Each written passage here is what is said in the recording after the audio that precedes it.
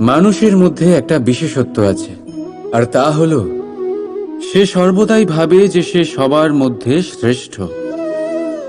সর্বদা সর্বশ্রেষ্ঠ কাজ করতে চায় সে, সর্বশ্রেষ্ঠ পরিণাম পেতে চায় সে সর্বদাই চায় যে সব জায়গায় সে যশ পাক।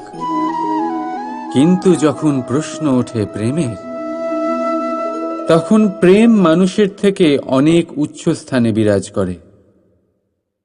প্রেমে যে মানুষকে আপনি ভালোবাসেন, সেই মানুষের প্রসন্নতা আপনি সর্বশ্রেষ্ঠর থেকেও শ্রেষ্ঠ মনে করেন।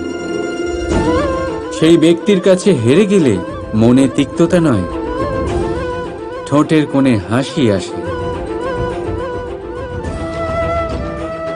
যাকে আপনি ভালোবাসেন তাকে হারিয়ে যদি আপনি জেতেন, তবে সেটা জিত নয়, এটা সবচেয়ে বড় হার। তাই সিদ্ধান্ত আপনার। আপনি কি চান? আপনি কি চান প্রেমের জয় হোক, নাকি আপনি চান আপনার জয় হোক? প্রদীপ, এই প্রদীপকে জ্বালানোর জন্য কিসের প্রয়োজন হয়? সলতে, ঘি, আগুন, ব্যাস? না, আসলে বাস্তব রূপে সত্যি এটাই যে এটা জ্বালানোর জন্য বায়ুর প্রয়োজন হয়। বায়ু জানা শুধুমাত্র আমাদের প্রাণদান করে, বরং এই আগুন জ্বালাতেও আমাদের সাহায্য করে। এবারে দেখুন,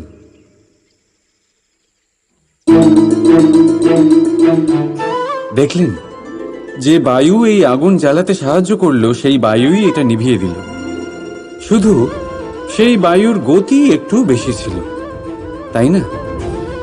তার মানে প্রতিটা ভাবের, প্রতিটা বেগের একটা সীমা থাকে, যা উল্লঙ্ঘন করা উচিত নয়। সেই সীমা সর্বদা মনে রাখা উচিত। এবারে কখনো কখনো যাদের আমরা ভালোবাসি, তাদের সাহায্য করতে করতে করতে করতে আমরা তাদের দুর্বল করে দিই। এটা কখনোই হওয়া উচিত নয়। যাদের আপনি ভালোবাসেন তাদের ততটাই সাহায্য করুন যাতে আপনি তাদের প্রেরিত করতে পারেন, নয়তো তা তাদের সাহায্য করা হবে না। এটাই তাদের জন্য অস্ত্র হয়ে যাবে। প্রেম।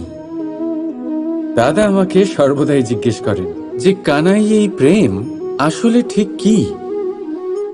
মানলাম যে এটা সমর্পণ। মানলাম কি তা সম্পূর্ণরূপে বোঝানো কানাইয়ের সাধ্য তো অবশ্যই নয়, কারণ এই প্রেম এতটাই মহান। কিন্তু প্রেমের বিশুদ্ধ অনুভূতির বিষয়ে আমি বলতে পারি নিজের অনুভূতি থেকে। দেখুন,